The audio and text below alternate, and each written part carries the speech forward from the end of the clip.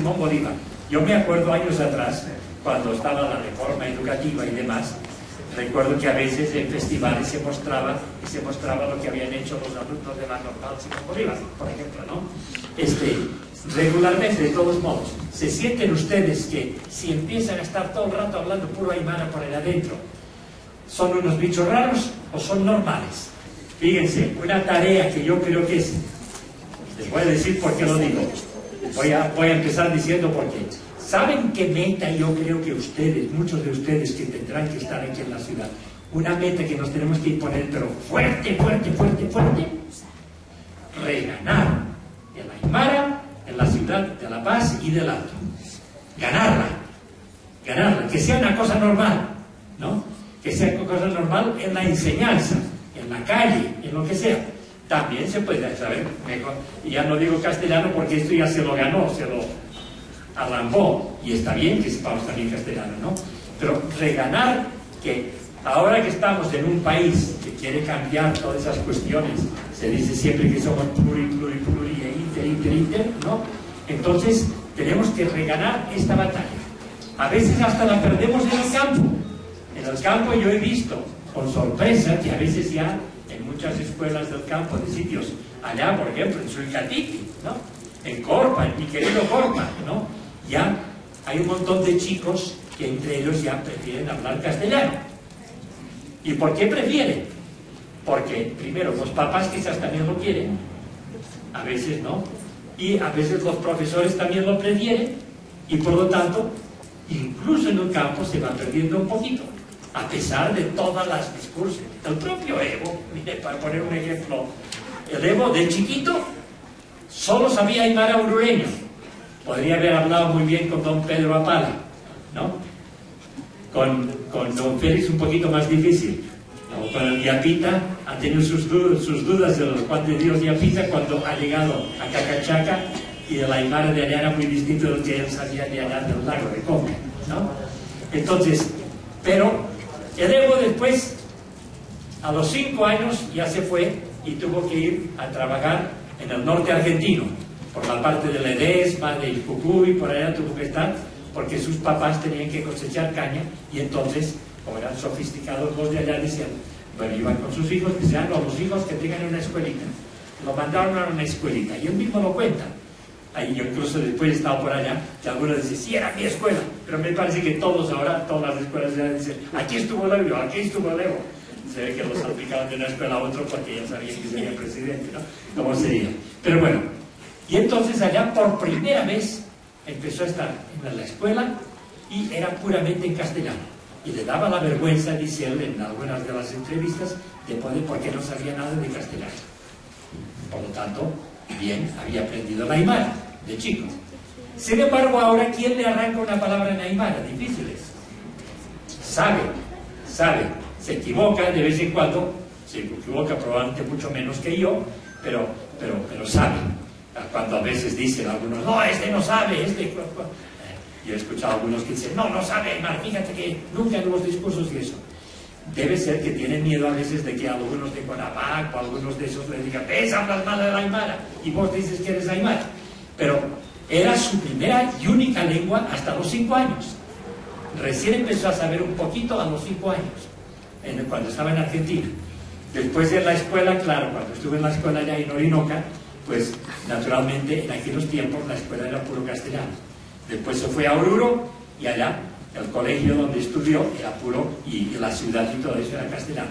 Y por lo tanto, lo que era su primera lengua materna se transformó en lengua materna, sí, porque la mamá seguramente solo sabía aymara, pero ya no fue su primera lengua, empezó a hablar más en castellano. Y después se fue a los cocaderos. Algo aprendió quechua. Yo he hecho a veces algún test con él. Ahora ya no me animo a hacerle test, que está demasiado sometido, ¿no? Pero cuando era dirigente cocalero, yo varias veces le había hablado en aymara y le había hablado en quechua, y en las dos me contestaba bien en aymara y en quechua, pero no tanto como para animarse a soltar discursos. Ahora, cuando fue nombrado presidente por segunda vez y fue allá a Tiwanaku, con la ayuda de don Vitaliano Huanca, no sé si está por aquí don Vitaliano, este ha tenido la tarea de ayudarle a Evo a que realmente, a ver tú, ¿cómo dirás el discurso? ¿Cómo será? ¿Cómo será? ¿Cómo será? Y lo hizo muy bien, y que fue mal. Pero ya tiene que hacer un esfuerzo, porque lo normal que él hace en la vida cotidiana es tener lo otro, ¿no? Y eso es lo que nos pasa en las ciudades. Aquí hay muchos que son testigos, que están en la ciudad, tienen sus hijitos aquí, ¿ya? Y los propios hijos, aunque ustedes sean profesores y hasta sean líderes cataristas o líderes, lo que quieran, así, de la reivindicación aymara y quechua, sus hijos resulta que les llaman papi, mami. Yo recuerdo una vez en Copacabana, fui subiendo con uno de esos muy connotados, no les voy a decir su nombre, ¿no? Y estaba el papá, estaba la mamá y los 3 hijos, ¿no? Y a los hijos, al mayor le hablaba y perfecto, todo muy bien. Al chiquito le hablaba y miraba a su papá, a su mamá, porque le decía, no sé qué es eso, ¿no? Entonces, se pierde por esos motivos. ¿Cómo en estas circunstancias podemos reganar la lengua en los centros urbanos importantes? Esta es la gran tarea, ¿no es cierto? Yo la predico porque veo que hay otras ciudades en el mundo en que la lengua, en las ciudades, es fácilmente... Yo soy nacido, ¿de dónde? Catalán. Y en la ciudad de Barcelona, que es una ciudad bien importante mundialmente, quizás más por el fútbol que por otra cosa, y aunque los jugadores son medio del Messi, no creo que sepa mucho catalán, es argentino, pero debe saber algo. Sí. El otro, había antes uno, Cruyff, creo que se llamaba, y su hijo se llamaba Jordi, que es el nombre de coche en catalán, y seguro que sabían bastante.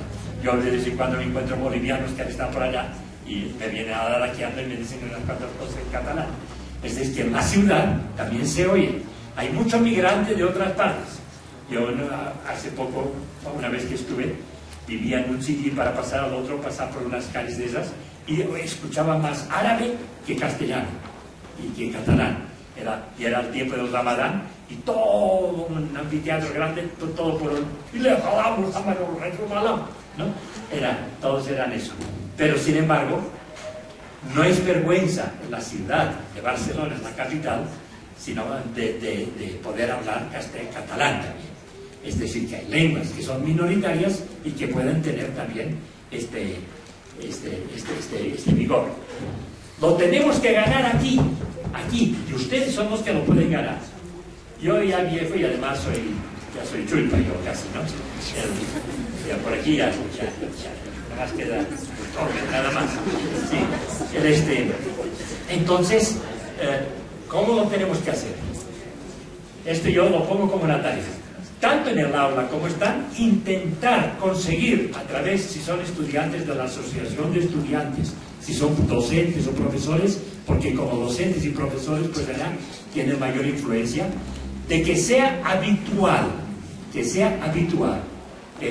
dentro y fuera del aula, en el recreo, donde sea, que sea habitual el poderse expresar y comunicarse también en aymara. En castellano también, pero que sea una cosa normal. Esto en gran parte depende de la práctica de ustedes mismos, de lo que hacen ustedes mismos y cómo lo hacen, ¿no? Que sea algo normal. Aquí Gladys estaba hablando de las cuatro tareas, una de la comunicación, después del escuchar, de entender también, aunque hablen rápido, etc. La otra era la escritura, otra era la capacidad de leer y la otra era la de escribir, ¿no? La prioritaria en todo eso son las dos primeras, la capacidad de comunicarse. Esto pasa por encima de todo lo demás. Lo fundamental es comunicarse. Por lo tanto, no es tan importante, es un instrumento muy importante, por ejemplo, conocer la gramática, porque si no la saben, no se comunicarán bien muchas veces, pero toda la gente hemos aprendido una lengua sin saber nada de su gramática. La hemos aprendido por el aprendizaje. Si yo lo decía mal, ¡ja, ja! Se me reían. Entonces la siguiente vez ya lo decía bien, ¿no? Y uno va aprendiendo a pronunciar todo eso. Uno aprende nomás por imitación, viendo la reacción del otro, ¿no? Entonces, lo principal, por lo tanto, es comunicarse y por lo tanto lo más importante es la boca y la oreja, ¿no? Es lo más importante. Y eso es lo que habría que hacer el principal esfuerzo, dado que aquí la mayoría de los aquí presentes ya son aymara hablantes de nacimiento, ¿no? Entonces, hacer el esfuerzo de decir, carajo, aquí yo voy a reclamar mi aymara y poder hablar. Y si hay un profesor de allá que sabe aymara, pero que siempre quiere hablar castellano, le hablan también en aymara. No para que crea, este pobre se expresa mejor en aymara, todavía no se ha civilizado, sino lo sé también y me podría expresar perfectamente, pero sé que aquí tenemos una batalla que tenemos que ganar, ¿no? Siguiente, eso dentro y fuera del aula. Hablando de constructivismo, ¿hablan todavía? ¿O de qué hablan ahora? ¿Sí? Bien, bien. Entonces, ¿cómo? A ver, voy a hacer una pregunta muy difícil a mi querido vecino. ¿Cómo saben muy constructivismo? Aymara,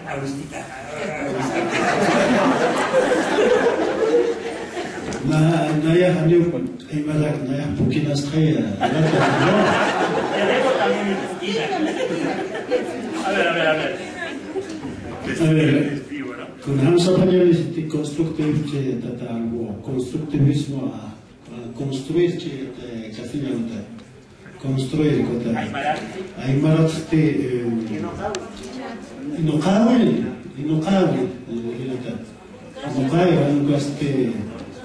Aptategue,